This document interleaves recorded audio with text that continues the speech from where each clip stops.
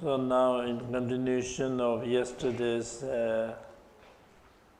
teaching, yesterday we described about the refuge with the 5 parts: cause, object, benefit,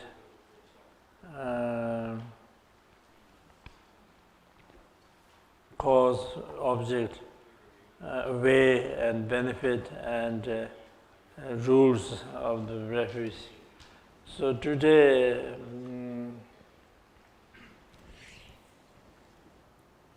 since we are born as a human being, and when we have all the necessary conditions, and when we are free from all the unfavorable conditions, and we met the precious Dharma, and when we have such a great opportunity that it is very important to accomplish the result.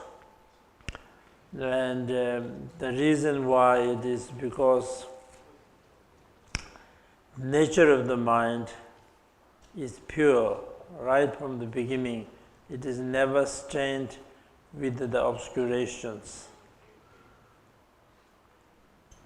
And it is the nature of the mind is like Buddha nature within every sentient being. So every sentient being has the opportunity to become a fully enlightened Buddha. But at the moment we do not see this. Instead of seeing in the true nature of the mind that we cling as a self, and then due to this that we have all the obscurations, like the obscuration of the defilements and obscuration of the phenomena, or the obscuration of the knowledge. And as long as we have these obscurations, we are caught up in the samsara. And as long as we are in the samsara, there is no one is free from the sufferings. And the samsara is divided into 2 parts: the lower realms and higher realms. In the lower realms, there's so much suffering, like hell realm, hungry ghost realm, and animals realm. Hell realm has so many divisions, like 8 cold hell, 8 hot hell, and neighboring hell, and semi-hell. So altogether there are 18 different kinds of hell realms. And their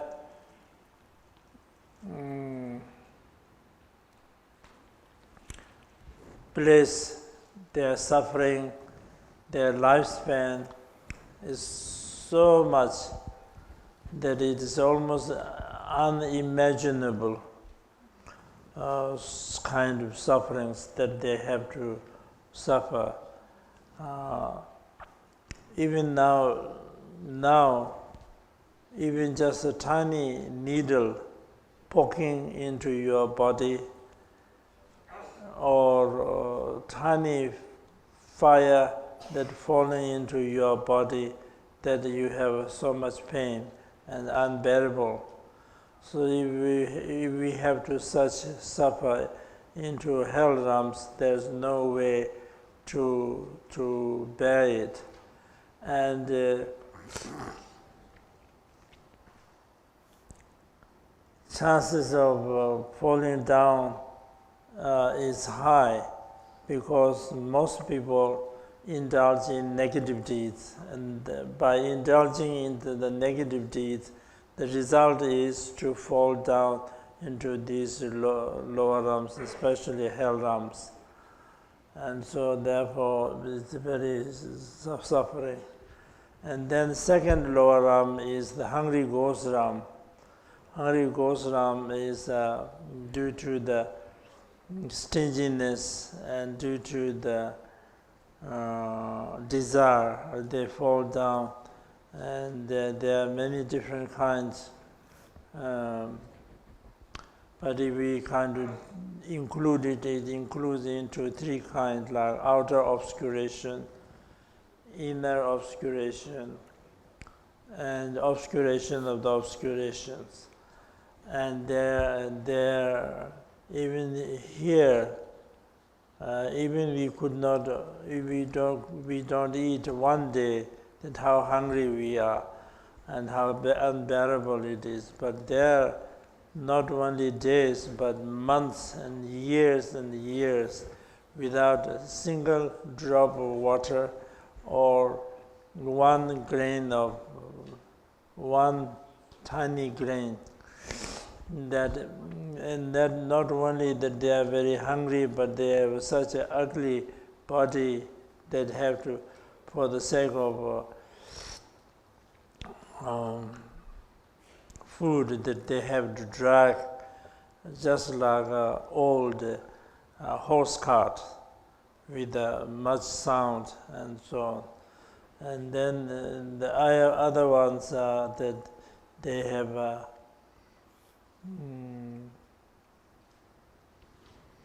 even they could not find for food for months and years, and sometimes they find some very dirty food, such as like mucus or pus or like blood,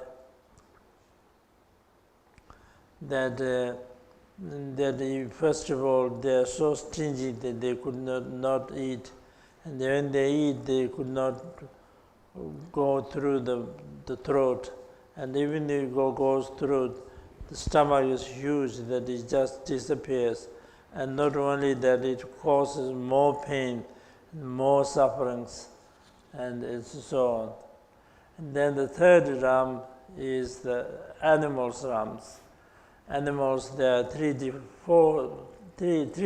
kinds of animals that are dwelling in the outer ocean, animals that are dwelling in between the continents, animals that are like scattering around, and the animals that are dwelling in the outer ocean. There are so many different kinds of animals, different name, different race, the countless of them. And generally the animals are very ignorant. They don't know what is the right and what is the wrong. And they are just like putting a huge rock on their head. And then they have so much suffering of like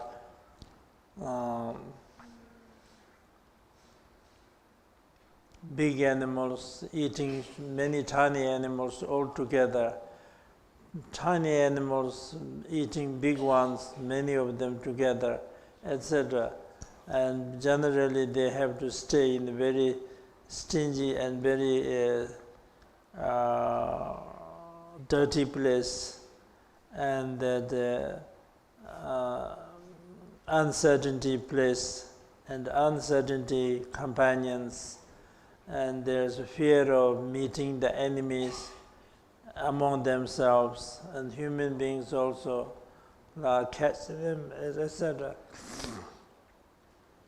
And then the animals that are dwelling in between the continents, that are completely in dark, that they even could not see their own palms, and whatever eatable or non-eatable foods that comes into their hands, that they have to eat.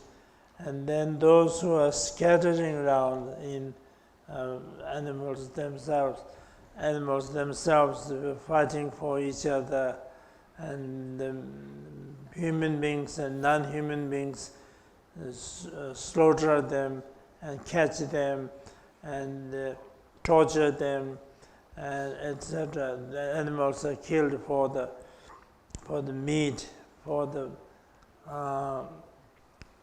skins, for the bone, etc. So there are so many different kind of. So there, generally speaking, there are three different kind of sufferings: the suffering, and the suffering of change, and suffering of conditional nature. Suffering means that normally we consider as suffering, such as like physical pains and mental anxiety, etc. And so this is mainly in the lower realms, and in hell realm, hungry ghost realm, and animals realms. So they suffer so much. In the lower realms, 3 lower realms, they have so much suffering. There's constantly suffering. There's not a single moment of relaxing. There's so much suffering. And then there are 3 higher realms: the human realm, the demigods realm, and the gods realm. And these have the suffering of change. Mainly we have the suffering of change. Suffering of change is that we normally consider as like the pleasures and joys appears like a joy and pleasure, but in reality it is another kind of suffering.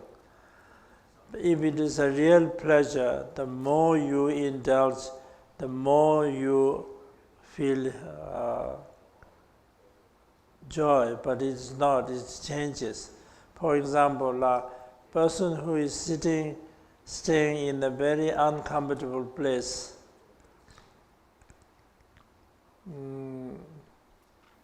hot in the summer, cold in winter, and smelly and wet and so on, but really uncomfortable. Such a person, if is put in a luxurious house, so cool in summer, warm in winter, and with all the facilities, of course in the beginning you will feel very happy. If these conditions are real cause of happiness, the more you stay such place, the more one is happier. But it is not. If you have to stay there for a long time, after a while you get bored, and then you have to go to another place, which to go to do something else. So similarly, that so it is not. So it's a suffering of change. The same facilities that cause the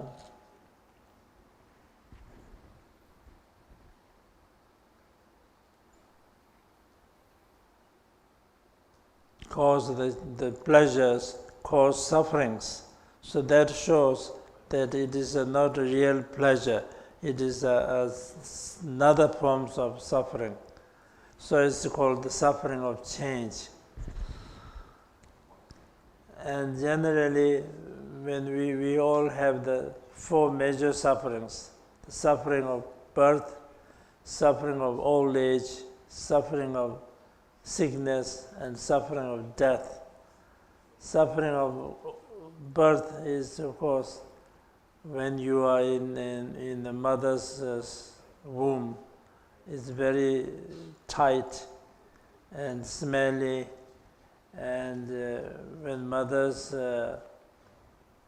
make movements, that you are pressed. And when a mother is like going into different places, it's like falling down from very high cliffs. And when mother eats a different food, hot or cold, you also feel so much. And then when you are born, it's so difficult to be born. And then old age is, of course, as we all know, that when you are old, you change your beautiful body into old with the white hair and wrinkles, and you lose your power, you lose your strength, you lose even getting up or sitting down, you have to depend on other people. You lose your voice, and you could not utter the words properly, and then your mind also lose your power, and that you have no interest to do anything, and whatever you say or you do, you forget, and everything you do is wrong things. And everybody is sort of sarcastic, and everyone is kind of, and so this old age is very, and then sickness, of course, as we all know, that even you have a small sickness, that how uncomfortable it is, and how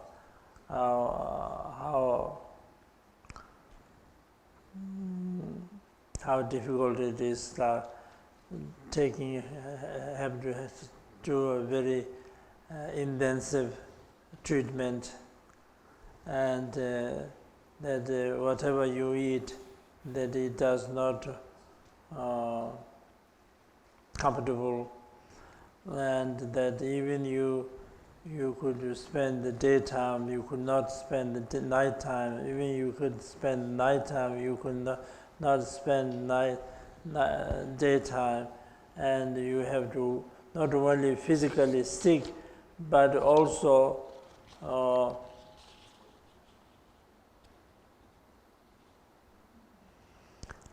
mentally so much worry and so much anxiety, and so on. Then afterward, the suffering of death, nobody knows when the death will strike to us.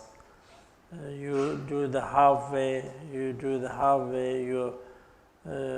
some works began, some works just before beginning, and then in between that you die. And so, and at that time, no matter what rituals you do, what medicines you take, that it does not affect, and that you have to go yourself alone, just like taking a hair out of butter, just like yourself alone.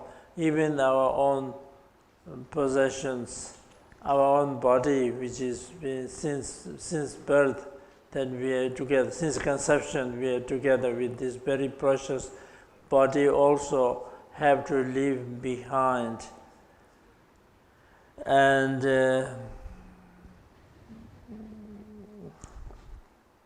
have to leave behind and have to go alone.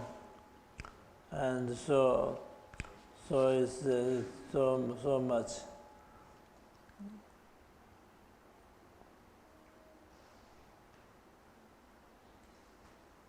And then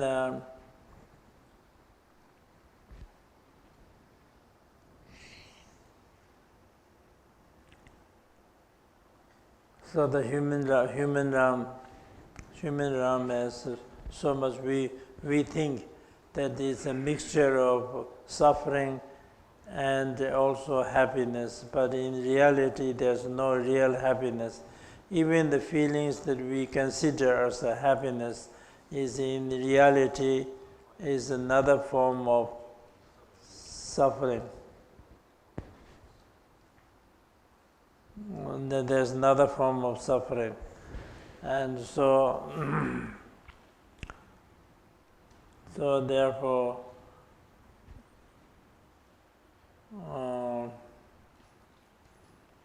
it's all sufferings. Then the demigods, second higher realm is the demigods. Demigods are between the gods and human realms, so they are called demigods. They are said to be inside the Mount Sumedho, and their naturally very jealousy because they are constantly competing with the God's realm. And since their merit is never equal with the gods, they are always defeated. And so their male members are all killed in the battlefield.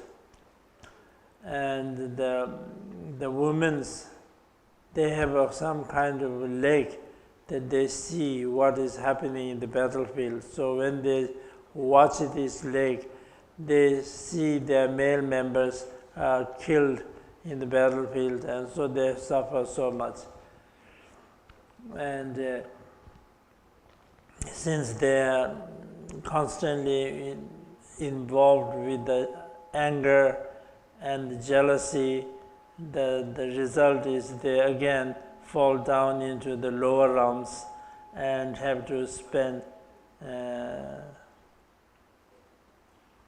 Then the third higher realm is the God's realm. The God's realm, there are many different levels.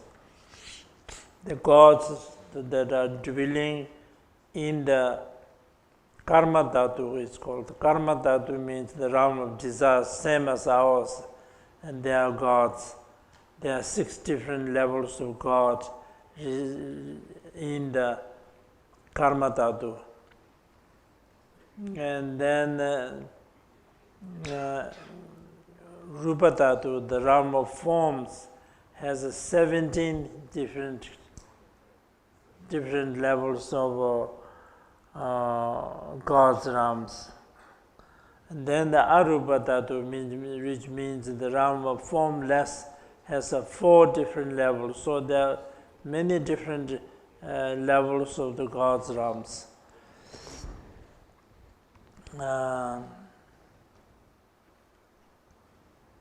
The God's realm that are in the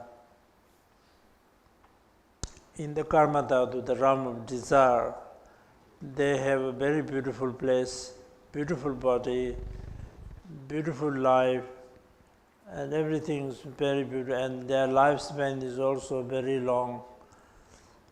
But it's not permanent. One day, suddenly, signs of death appears, such as their body becomes ugly, they have no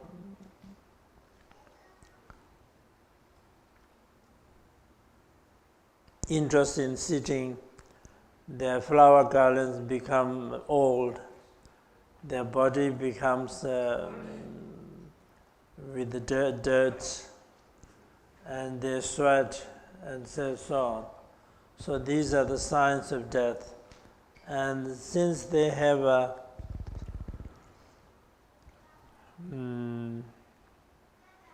contaminated clairvoyance, they knew where they are going to be born.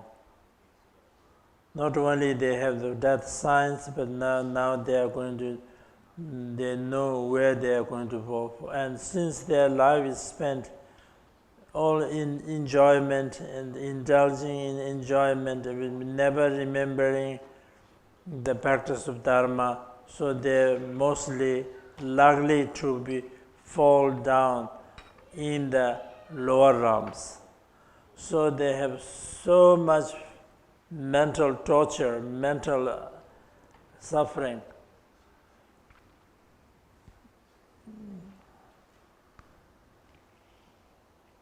And so in this way that they have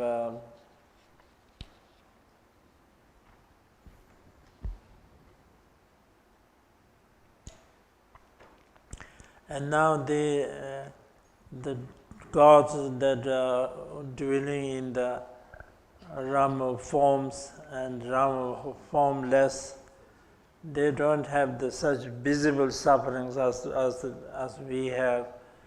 But no matter how high the bird flies in the sky, eventually have to land on the ground.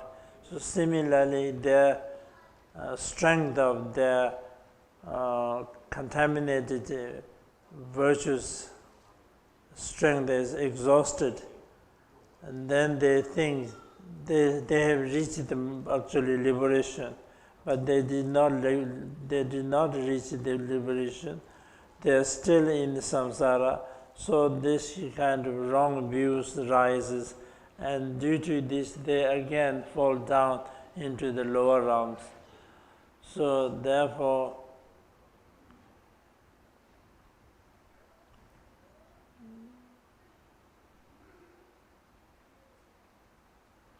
the entire samsara, no matter whether you are in the lower realm or in the higher realm, of course there's a difference, but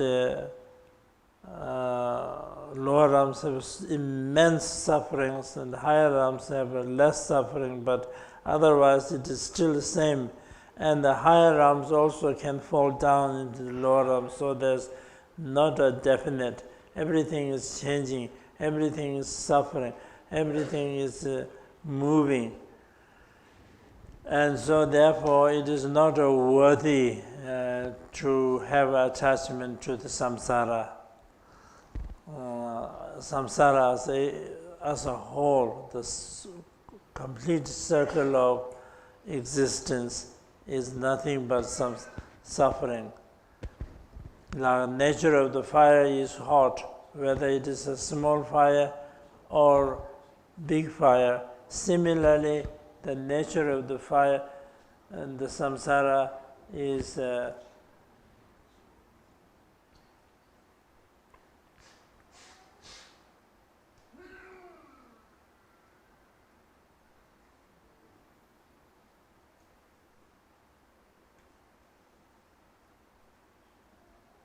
suffering.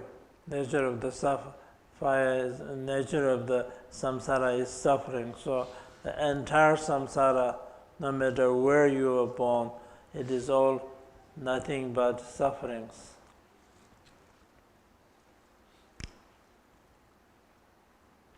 And then the third kind of suffering is called the conditional nature of all phenomena, which means that we feelings that we normally consider as like indifferent feelings, and that our very existence itself is suffering. And besides, there is no never-ending the works, never satisfying the desire, never weird of birth and death and so on, that there's no end. No matter how much work you do, no matter how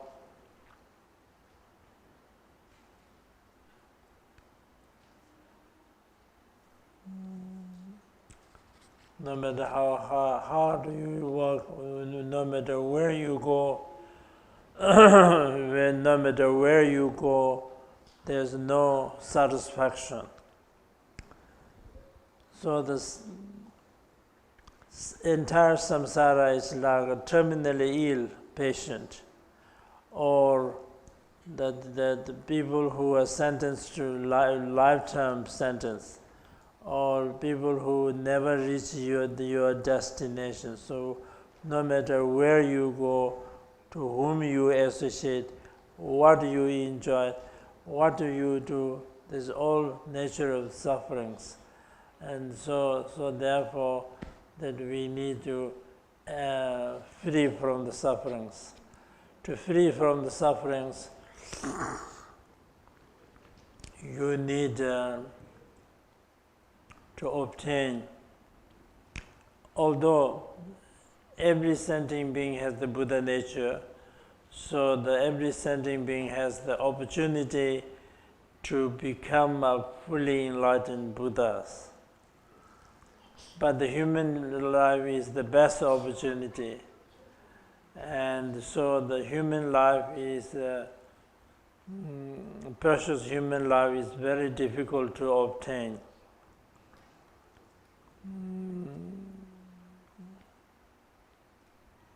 Because when you realize entire samsara is suffering, and so in order to free from such suffering, you need to practice the holy Dharma.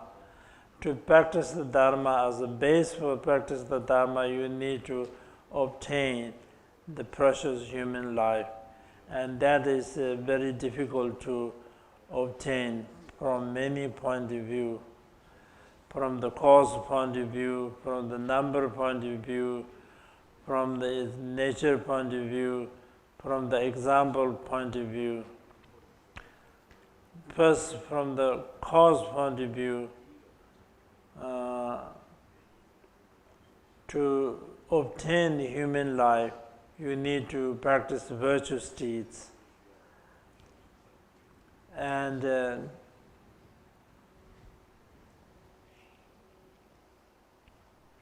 without practicing the virtuous deeds and by indulging negative deeds, how can you obtain the precious human life?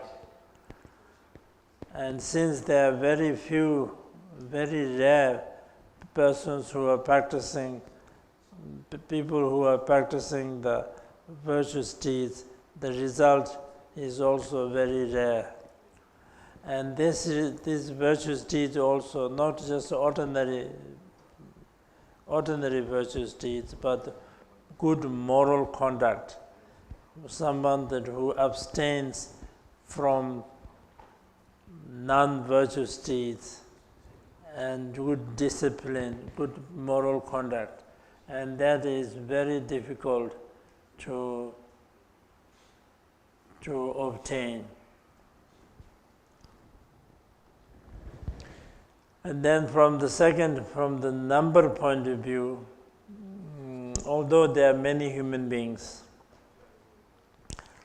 but when you compare with other animals, human beings are few in number. It's easy to count how many people living in one country, but it's very difficult to count how many worms, how many insects, even in a small place.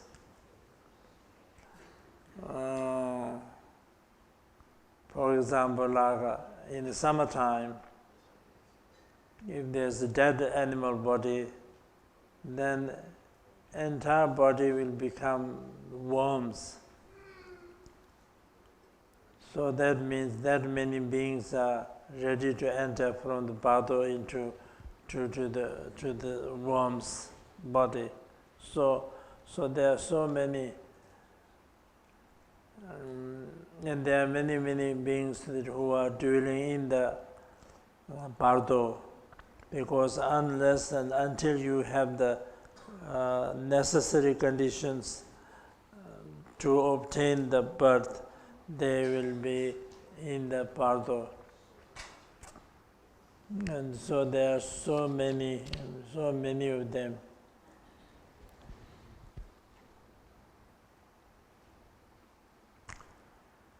And then from the nature point of view, the human life which is endowed with the 18 prerequisite. 18 prerequisite means free from the 8 unfavorable conditions and free from with the right conditions, 10 right conditions. 8 unfavorable conditions means 8 places where there is no opportunity to practice Dharma. And these are 4 of them are non-human realms, and 4 of them are within human realms. First 4 of them non-human realms. Number 1 is hell realm. If one is born in the hell realm, there's so much immense, unbearable sufferings.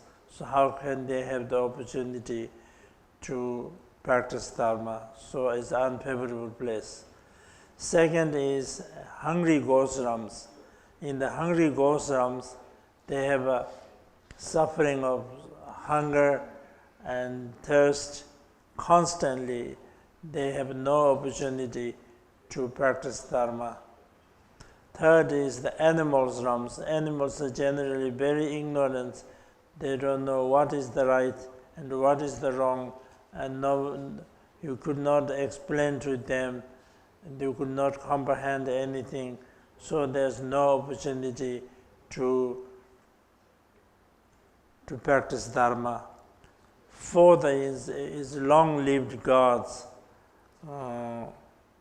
In some teachings says all the gods, because they have the opportunity to practice Dharma, but they have so much enjoyment that they indulge with the enjoyment. They do not bother, or they do not see the necessary to practice Dharma. And so therefore they also have so much, so they have no opportunity. Especially there is one particular section which is called long-lived gods in the Rupa Tatu, and they when they were born or when they die, otherwise all the mental activities kind of cease, and they have some kind of worldly meditation. So when they are kind of frozen there, so when they are there, when you are born there, there is no opportunity to practice the Dharma. So these are the four non-human unfavorable conditions, places. And then four within the human realms are: the first is the barbarians, the people who live in jungles, deep jungles. They don't know what is the right and what is the wrong way, and they don't have the opportunity to receive the right instructions. Second is those who have the wrong views. Even you have the opportunity to receive the instructions, but because the wrong view is deeply rooted, so that no matter how much you explain to them, they don't change their ideas, they don't change their mind. So therefore it is the wrong view. And third is when you are born at the time that Buddha has not appeared. When Buddha is appeared, it is called light eon. When Buddha is not appeared, it is called the wrong dark eon. And there are many dark eons and very few light eons. So if you are born in dark eons sometime, then there is no Buddha. Since there is no Buddha, there is no Dharma to practice. So that is the third one. And fourth one is those people who are dumb, especially mentally dumb, so that they don't have the opportunity to understand or to comprehend the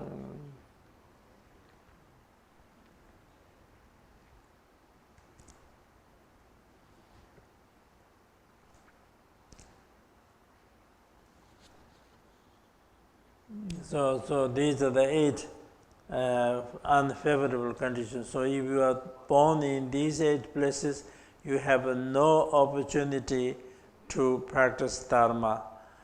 So therefore they are called 8 unfavorable conditions. Then not only that you need to be free from the 8 unfavorable places, but you need to obtain the 10 favorable conditions. Out of these, 5 of them have to obtain from your own side. So these are the number one. One have to be born as a human being. That is number one. One have to be born as a human being, and how difficult it is, as I have already explained to you before. Secondly, not only human being, one have to be born as a centrally located place. Centrally located place has 2 meanings. The geographically centrally located place and Dharma-wise centrally located place. The geographically centrally located place means the India, like Bodh Gaya, where all the 1,000 Buddhas attained enlightenment. And the Dharma-wise centrally located place means any place where there are 4 types of Buddha's followers exist. 4 types of Buddha's followers means the monks and nuns, fully ordained monks and nuns, and lay, male and female lay followers. They are together. These are, if the place where there are all the 4 types of followers exist, then it is a centrally located place. So one have to be born in the place where there are centrally located place.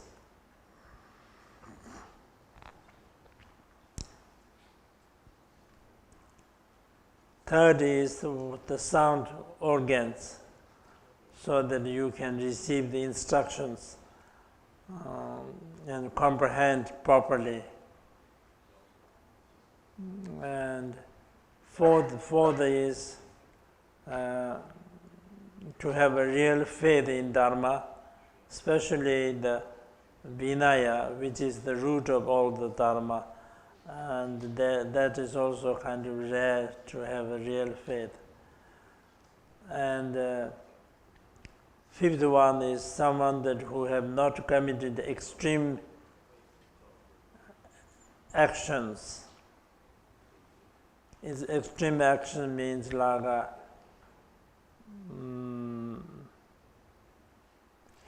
five heinous crimes, like killing one's father, killing one's mother, killing arhats, creating blood in the Buddha's body, creating schism between the Sangha members. So these, someone who have not committed, if you have committed these, then it is difficult. In the common path, it is difficult to enter into the path. So someone who have not committed these 5 heinous crimes.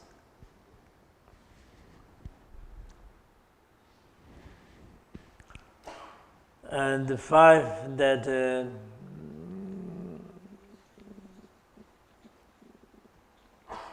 favorable conditions that to obtain from the outside is the number one have to be born as when the Buddha is appeared. When the Buddha is appeared, it's called light eon. If the Buddha is not appeared, it's called dark eons. And during this eon, there will be 1,000 Buddhas, so it's called the fortunate eon. And after this, there will be 60 dark eons, and then there will be 1 light eon. Then after that, there will be 10,000 dark eons. Then after that, 1 eon, 1 light eon. Then after that, there will be 300 dark eons. Then after that, there is 1 light eons. So during 10,360 dark eons, there are only 4 light eons. During the light eon also, when the people's lifespan is increasing, the Buddhas does not appear. So most of the time, the Buddhas do not appear. So to be born at the time that the Buddha has appeared to this universe is very extremely rare. Then the second condition is not only the Buddha has appeared, but also Buddha is giving the teachings. Buddha does not give the teachings unless he sees there are beings who are fortunate and who are worthy of receiving the teachings, who can comprehend the profound teachings. Our present Shakyamuni Buddha also, when he first attained the enlightenment under the Bodhi tree in Bodh Gaya, he did not teach. He said, I found the Nectala teachings, but nobody could comprehend this, so therefore I'm not going to teach. Then after that, Lord Brahma offered a golden wheel with 1,000 spokes and request to turn the wheel of Dharma.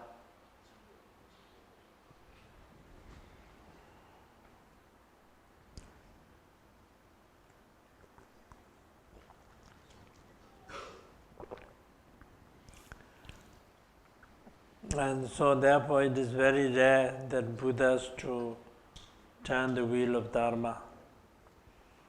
And then not only the Buddha has to come and appear giving the teachings, but teaching is still like a living tradition. The earlier Buddhas, they appeared, but then they finished their teachings, and there are long gaps in between one Buddha and the next Buddha. So during this time, there are no Buddhas. And then not only that, there are people who are following this living tradition. That is also rare because there are so many heretics and who do not believe in the teachings of the Buddha, who do not believe in Dharma. There are so many of them.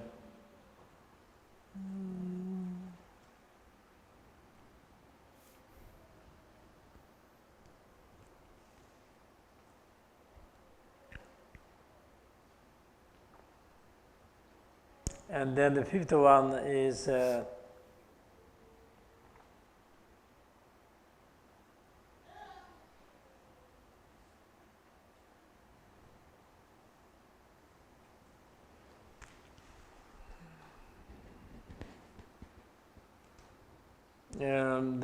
to find the right livelihood.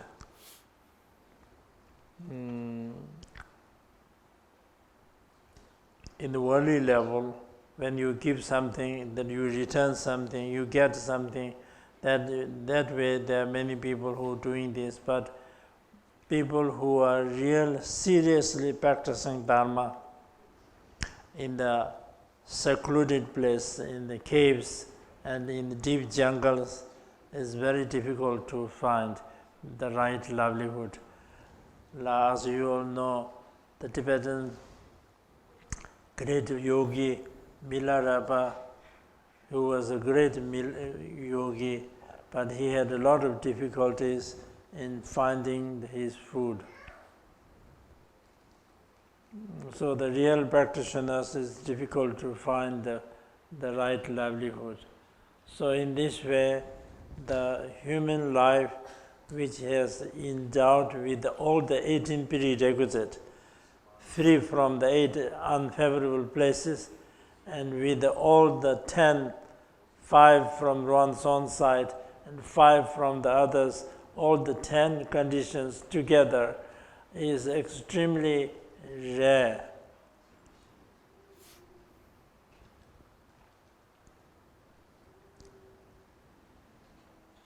Then the example is also very rare.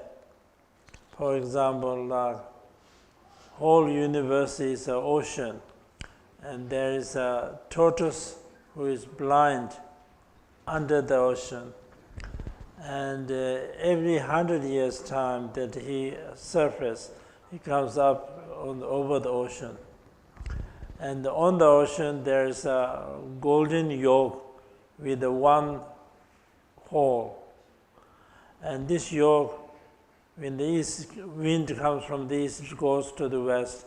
When the wind comes from the west, it goes to the east. And similarly, south to north, north to south, etc. And then this tortoise coming up and putting his neck through the holes of the golden yoke is something that is almost impossible. So human life is even more difficult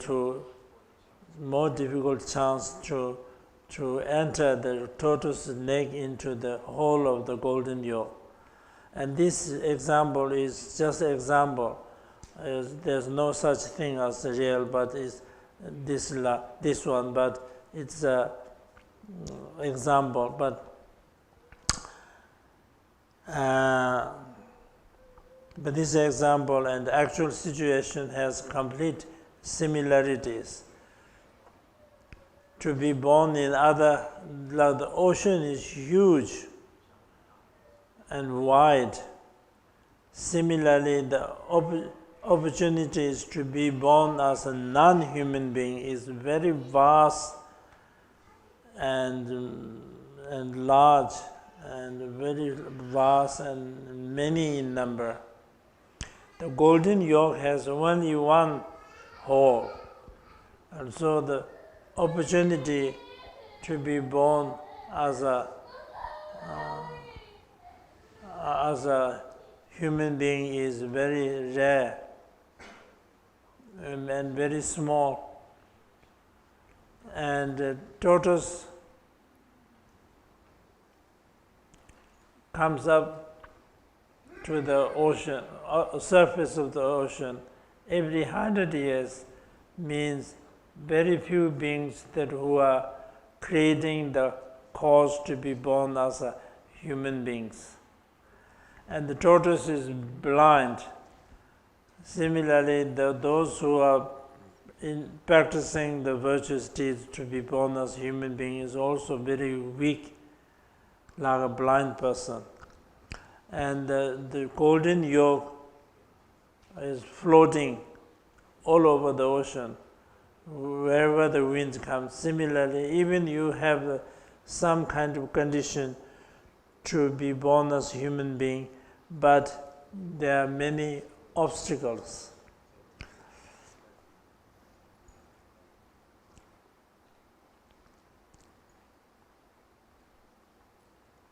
And so this example is very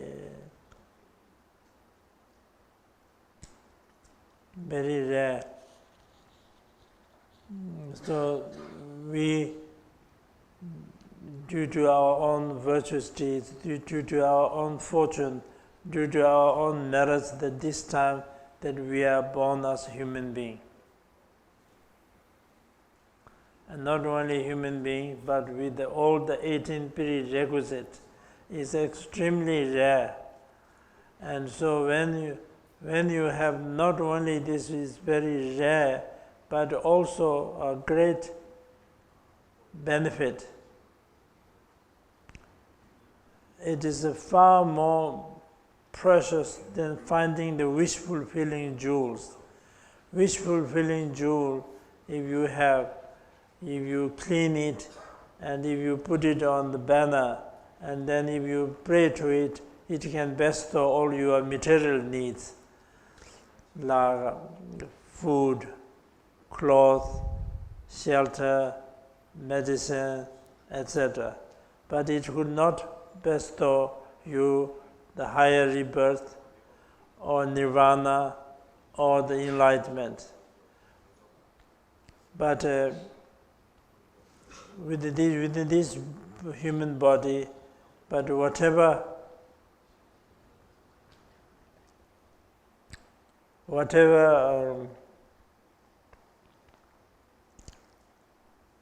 we wanted to accomplish as a higher rebirth or the liberation or even enlightenment is also possible. So therefore it is far more precious than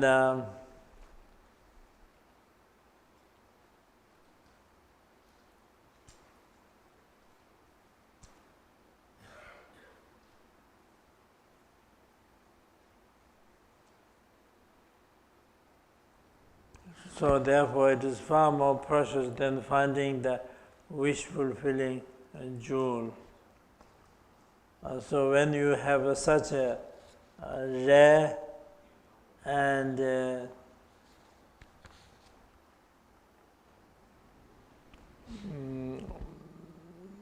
precious opportunity that we could not afford to lose it. We have to practice it. We have to take essence out of this very precious opportunity, and that is to practice Dharma.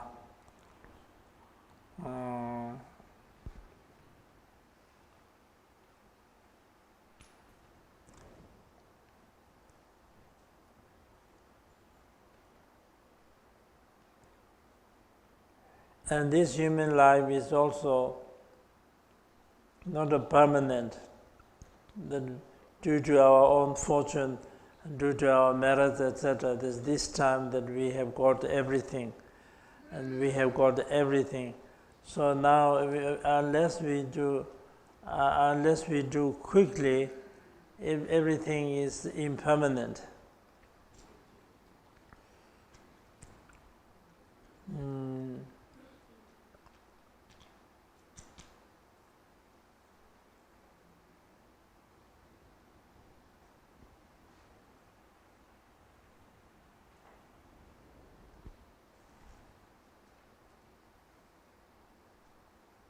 So by thinking impermanent has a great benefit. That by thinking of impermanent will revolt or give up the strong attachment to entities, to your possessions. And thinking of impermanent will also speed up your endeavor, your efforts. And thinking of impermanent will become the antidote for the sufferings. Thinking of impermanent will help us to realize the emptiness. First of all, thinking of impermanent will give up the attachment, because everything is going to lose sooner or later, that you're going to lose, so therefore you give up. You don't have the strong attachment to your possessions. And thinking of impermanent will speed up when you realize the complete uncertainty of the death. It will first help to enter the path, and in the meantime it will speed up your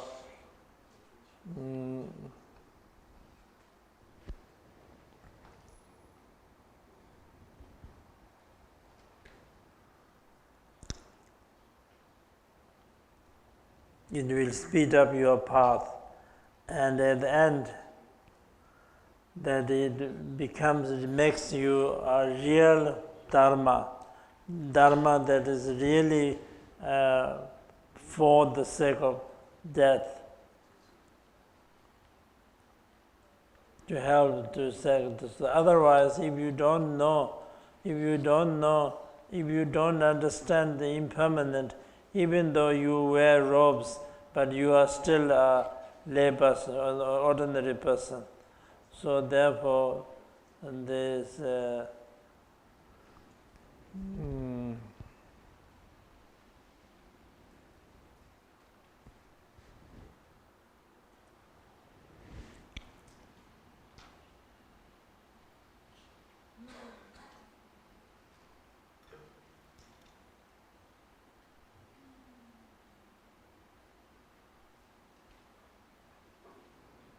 and it becomes the antidote for the suffering, is because when you realize everything is impermanent, then you are not even afraid of the death.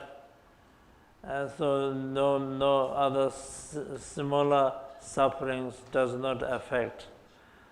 And also it helps to realize the emptiness, because all phenomena are no inherent existence. Everything is impermanent, everything is changing with the causes and conditions. that there's no real inherent existence. And so in this way, that it helps to realize the emptiness. And so to think of this, that it has three parts. First of all, to think complete certainty of the death.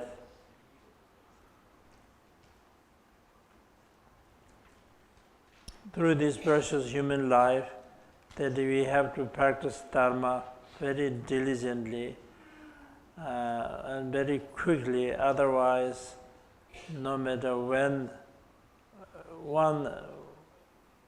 everyone who is born have to end with death.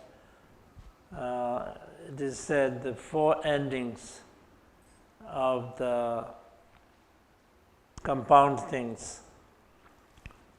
Everyone who is born have to end. Everyone who is gathered and have to separate at the end. Everyone who accumulate wealth or whatever, that it exhausts at the end, it exhausts. Everyone, no matter how high you reach, that it will fall down. So these are the four endings of the compound things. So the one thing that is 100% certainty is that anyone who is born have to end. There's not a single doubt about this. Everyone who is in end, even the noble ones, although in reality they are free from death and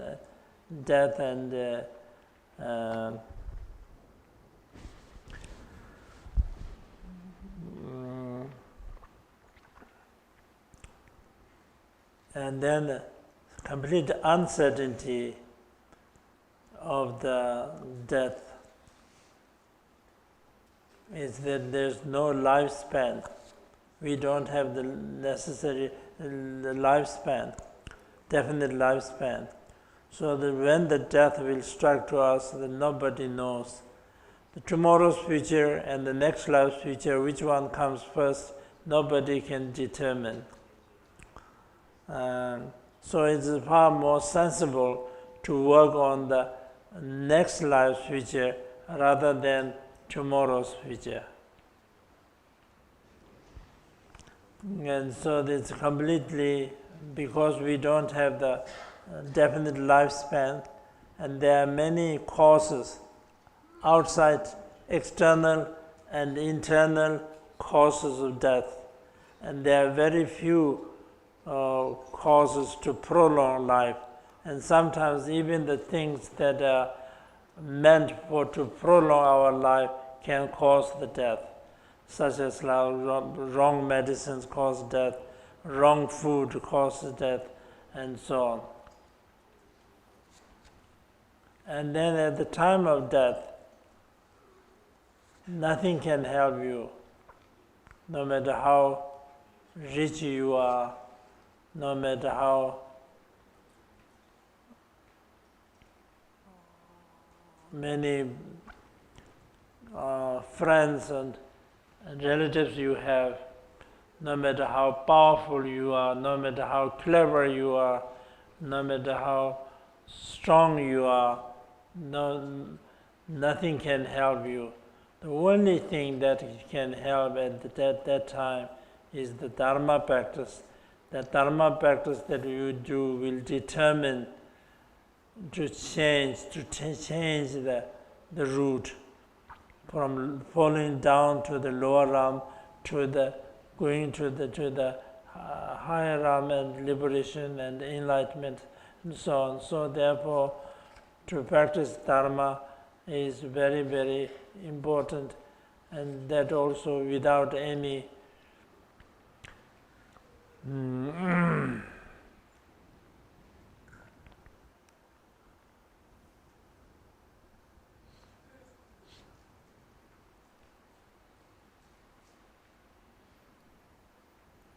so without any delay. And then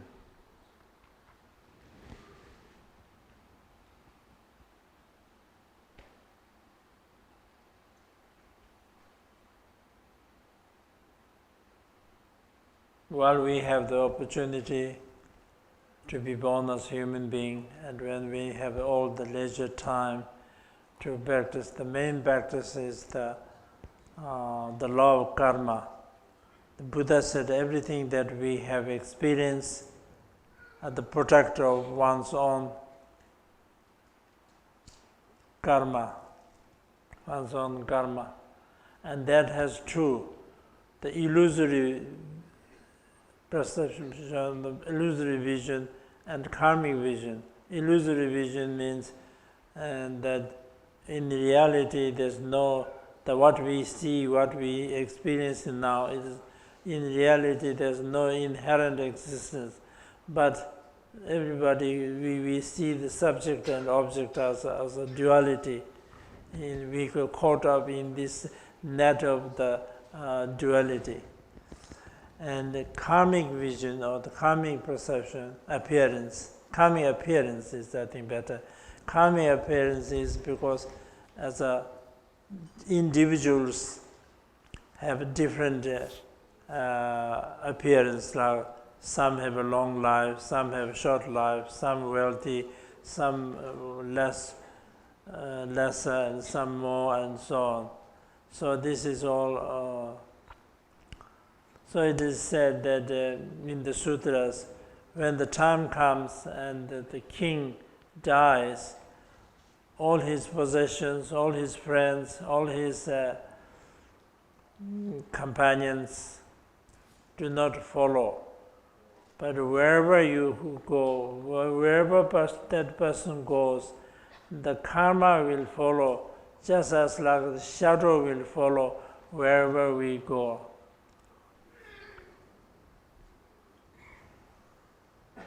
So the karma is that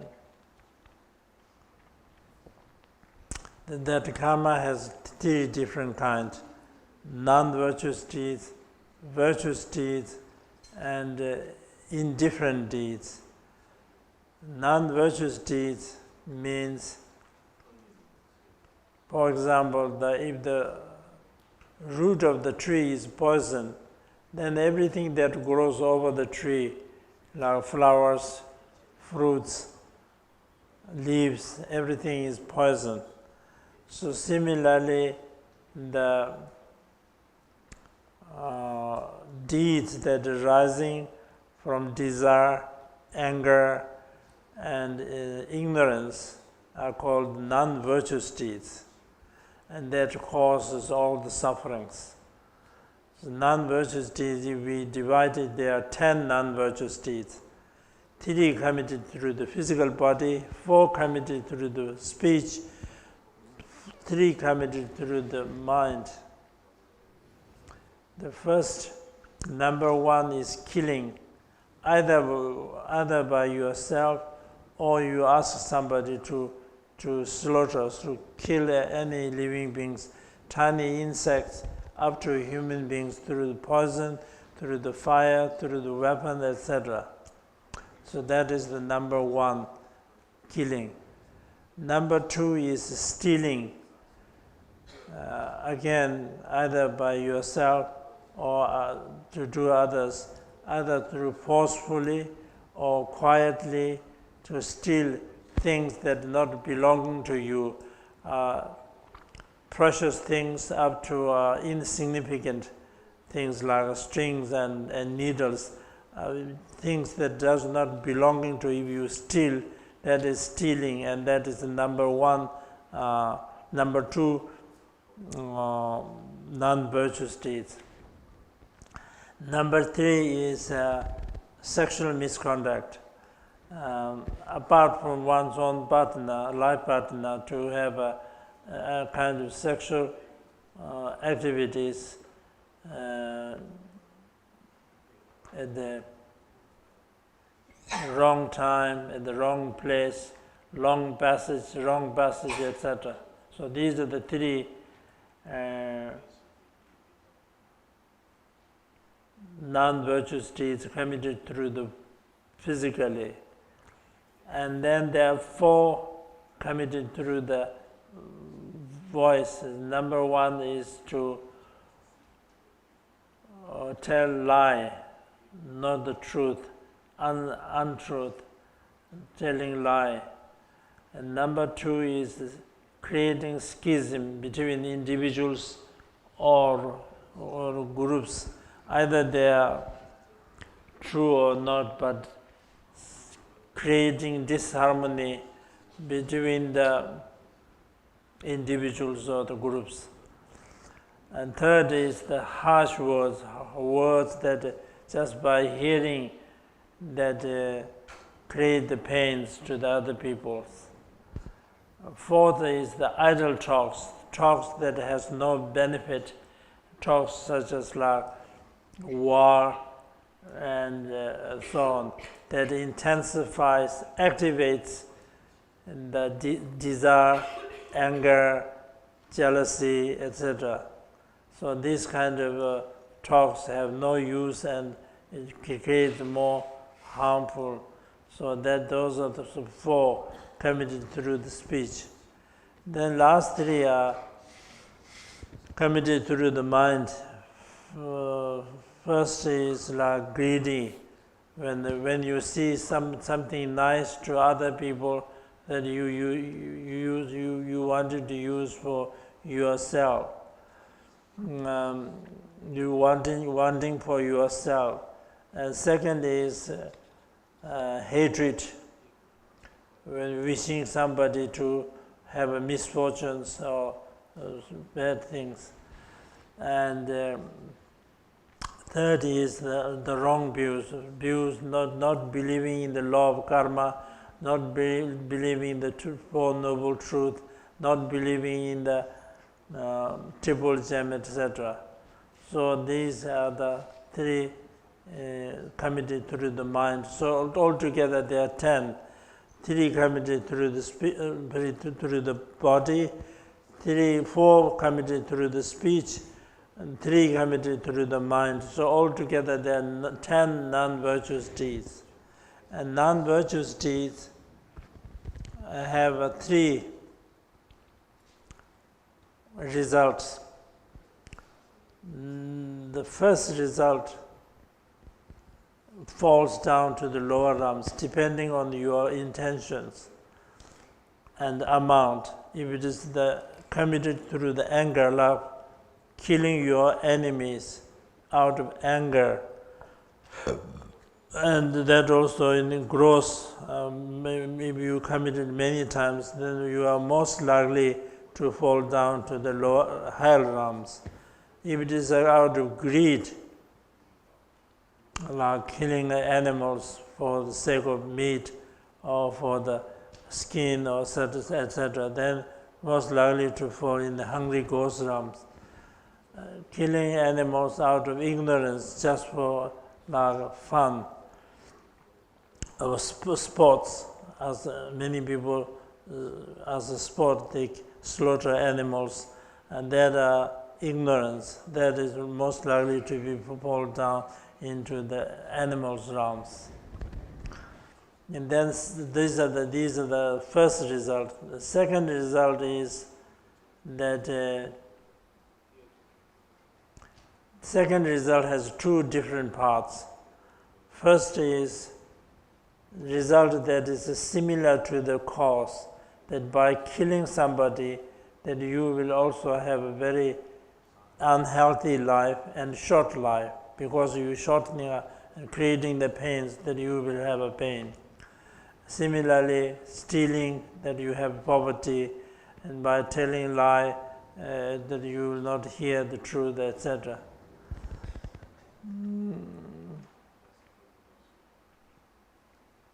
And the second of this is that is habit forming, that by indulging negative deeds, that in the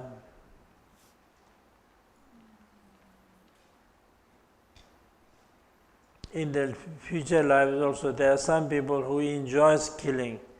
So that means in their previous lives they've been killing. So therefore in this life there's a tendency to kill animals. And so therefore they continue create more similar. And the third result is the result of ownership, which means one will be born in the places where there are very unhappy places, and where there's a lot of extreme weather and a lot of natural disasters, etc. So therefore non-virtuous deeds is the cause of all the sufferings, and those who really wish to be free from suffering, then one have to abstain from the non-virtuous deeds. And then there's the virtuous deeds, 10 virtuous deeds. 10 virtuous deeds means, for example, if the root of the tree is medicine, then everything that grows over the leaves, fruits, flowers are all medicine. Similarly, that without the attachment, without the desire, without the anger, without the ignorance, that deeds that are without these is called virtuous deeds. And that also has 10 virtuous deeds. And the 10 virtuous deeds are 3 physically, 4 speech, and 3 mentally. And that is just the opposite of the 10 non-virtues, like abstaining from killing, abstaining from stealing, abstaining from sexual misconduct, abstaining from lying, abstaining from schism, etc. So in this way that they abstain from this, and the result also, there are 3 results. The first result is that by practicing the 10 virtuous deeds, one will be born in the higher realms, depending on if it is a lot of virtuous deeds, then in the God's realm. If it is a medium, demigod's realm. If it is a small, in human realms.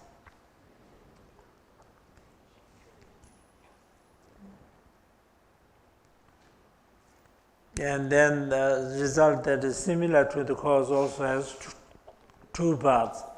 First of all, by abstaining from killing, then you will have a long life and healthy life, and also by abstaining from stealing, then you will have a wealthy life, and so on. Similar to the cause. And then similar to the habit forming is also that in your previous lives that you did not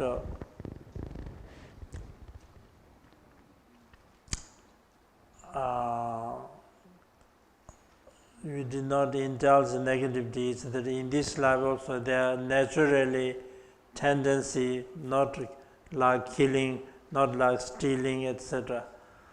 And then the result that is ripening on the place is that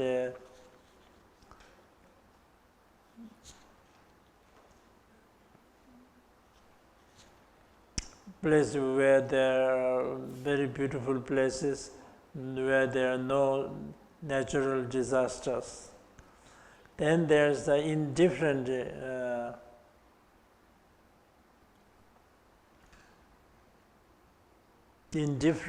deeds, that is not virtuous, no non-virtuous, such as like walking, sitting, sleeping, etc.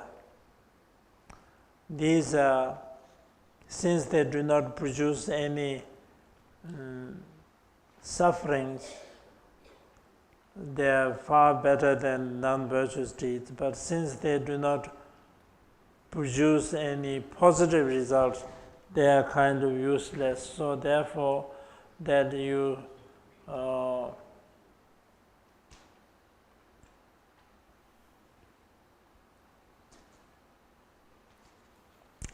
everything is mind, so you by turning them.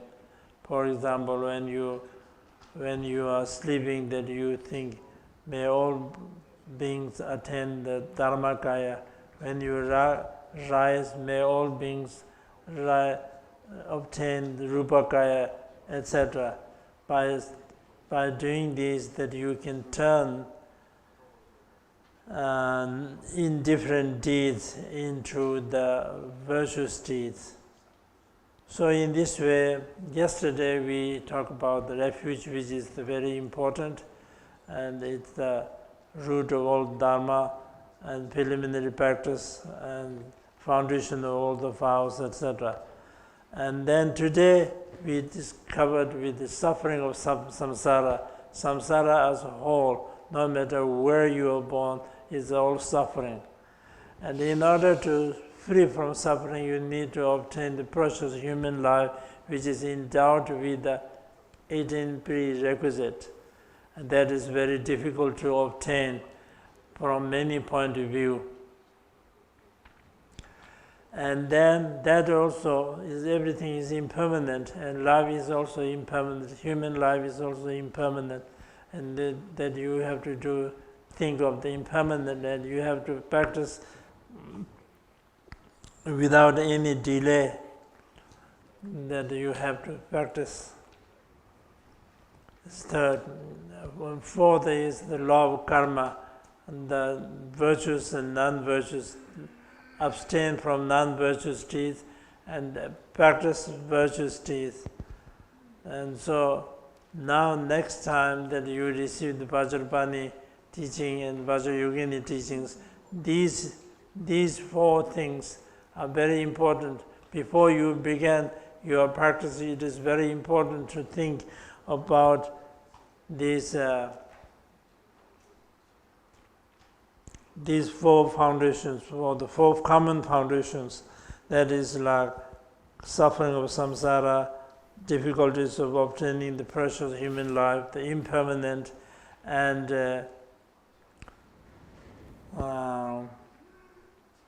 law of karma. And with this, when you think of this and then you do practice, then it becomes a real Dharma that is really helps to your mind. Otherwise, we recite, we meditate, etc. But most likely that it should mix with this life and other things. That it is not a real Dharma. As it is said that if you have attachment to this life, one is not a dharmic person. So with this, we conclude today's session.